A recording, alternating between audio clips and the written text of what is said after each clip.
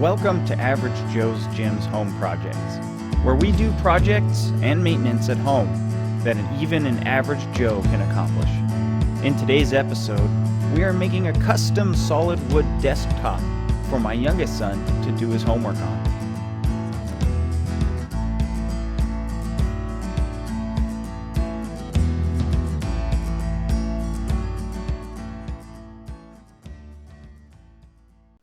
I'm using some leftover lumber I had from a previous project. Just make sure you rip the boards if you have to get the right width when they're laid next to each other.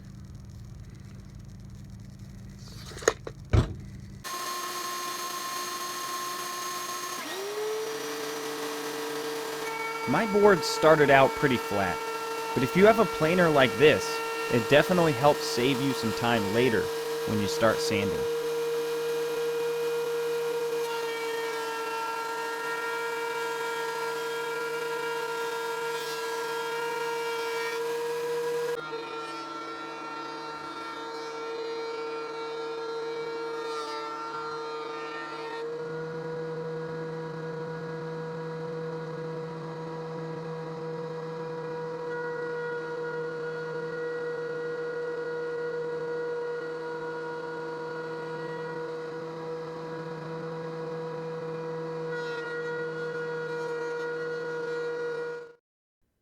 If you plan on building any furniture and you don't have one, I highly recommend a Craig jig. As usual, I'll put a link in the description.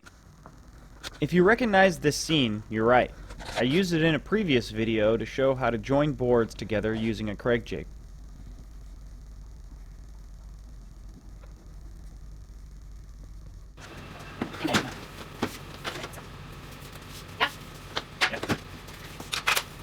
With a helper and a lot of glue, this part should go fairly easy. As best you can.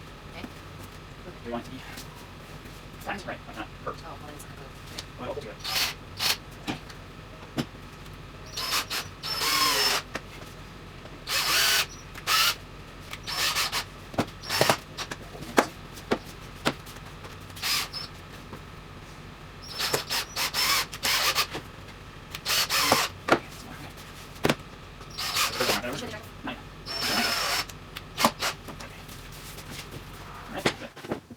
Because you're on the other side, right? Okay.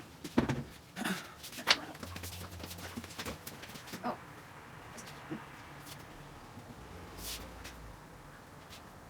He's pushing it. You go yours. You got Right. Okay. Very perfect. big basil. Is that? Yeah. Perfect. Looks like.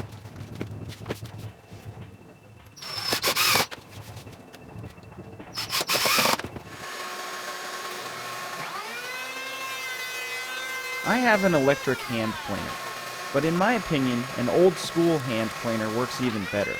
I just don't have one. Still, here you want to plane down where the planks are joined together. You want to level it off so that when you run your hand along the top, you don't feel any cracks.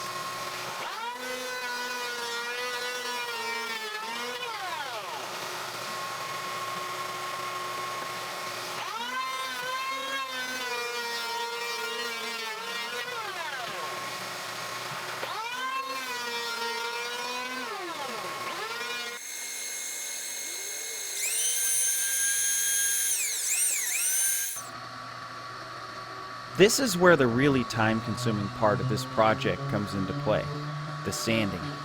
I highly recommend an electric sander for projects like this. Start with a very rough, low grit, then switch to a medium, and finally a higher grit sandpaper until you achieve the smoothness that you're looking for. I went all the way to 220 on this project.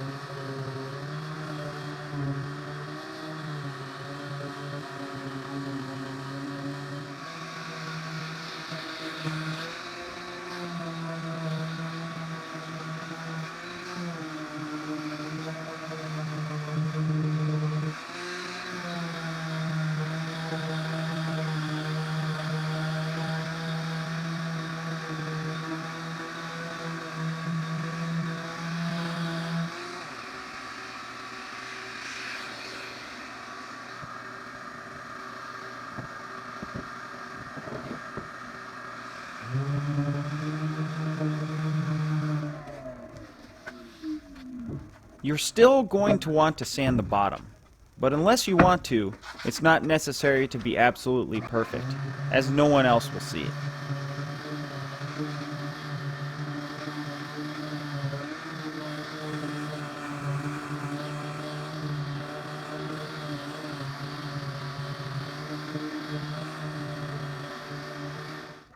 Well, now I got vacuum the dust off, and then I'm going to fill the cracks with wood filler.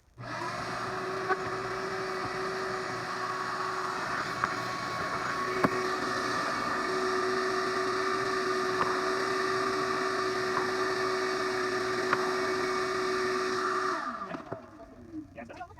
No, I've got a few more steps to do. I've got to fill the cracks.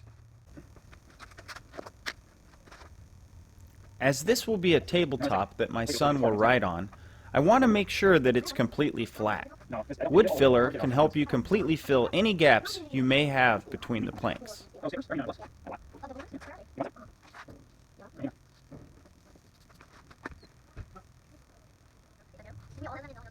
Oh, I'm so guessing. Oh. No, this. This is also a great opportunity to get some help from the person that will actually use this tabletop. This is my 7-year-old son using extra large gloves to help out with some of the wood filling.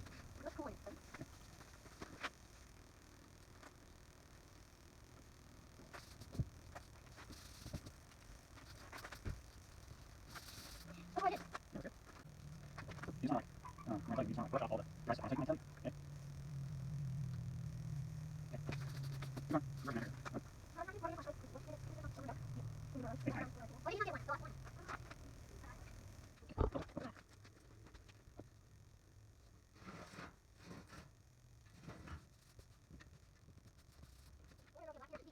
You're right, sir. Where's you? You did? Oh, you did something. Oh, you did some? It hurts. It's like very easily burned. Well, okay, listen, I did some time. It was not addictive. Once again, it's back to your old friend the sander. At least this time, it's just the last grit you use to blend all the planks together.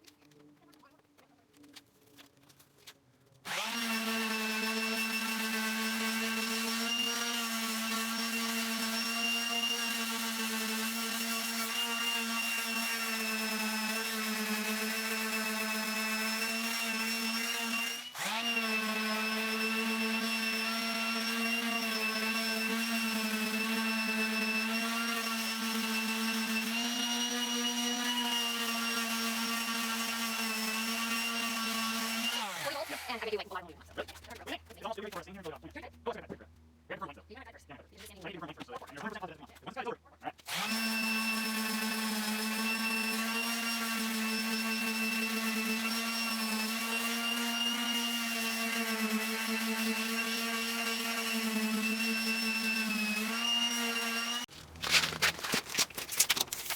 Now that you've got the table pretty much assembled, it's time to cut it to the exact size you need. Just make sure before you cut that you aren't in line with any screws. Here's the thought process I went through to get it right.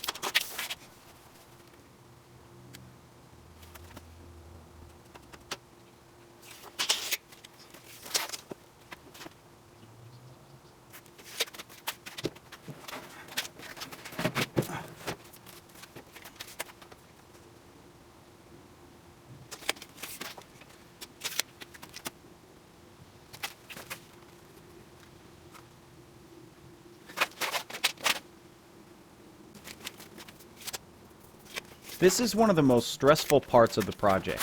You need to be sure of your measurement. If you get it wrong, you could mess up the whole tabletop.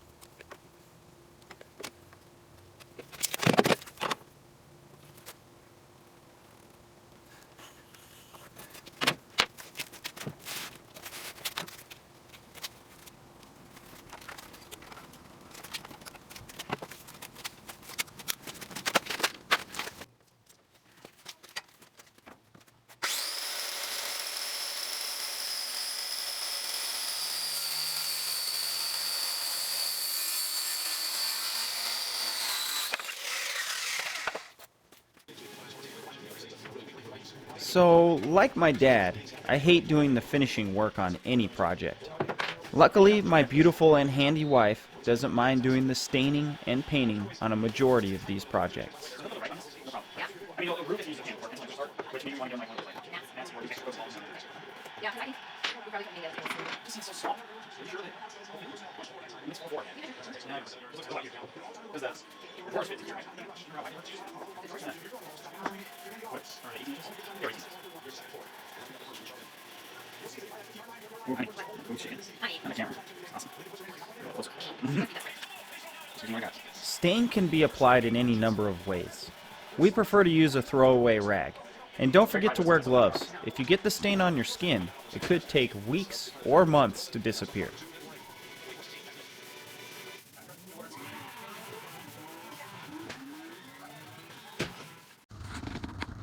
So take every opportunity I can to get your boobs taken in the shots.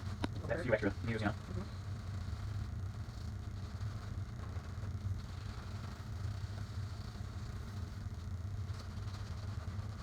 How's that look? Good. Yeah.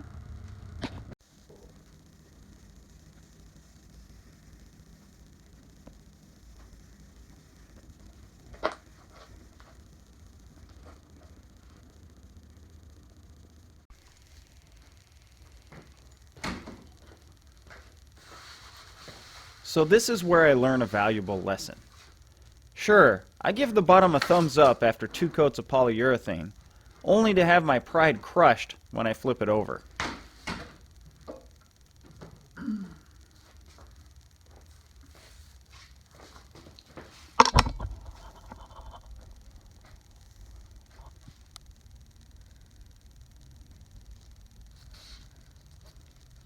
Next time, we'll do the polyurethane on the top, and then flip it over where it doesn't matter that the cardboard sticks to the drips.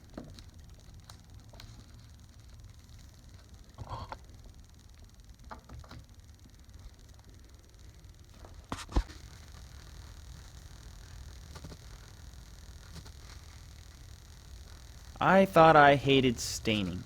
Wait till you try sanding tiny drips of polyurethane with tiny pieces of sandpaper, being careful to avoid sanding your stain job.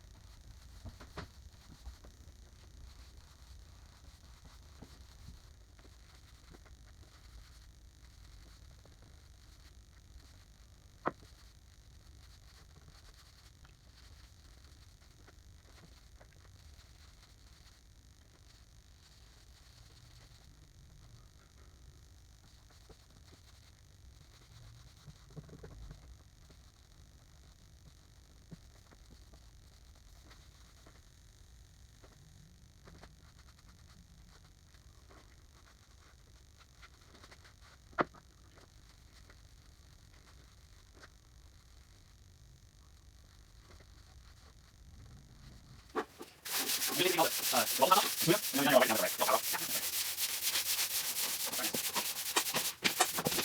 Between coats of polyurethane, use a high grit sandpaper and a sanding block or piece of wood to smooth out the finish.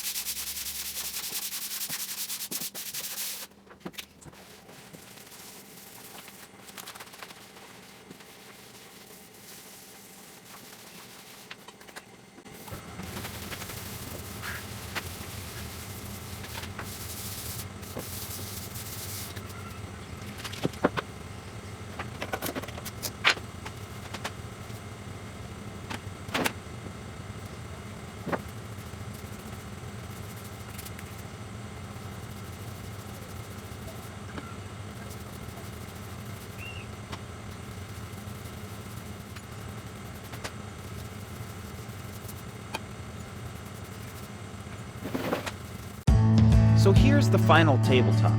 Paired with a couple of IKEA drawer sets, it makes a great desk for my 7-year-old son.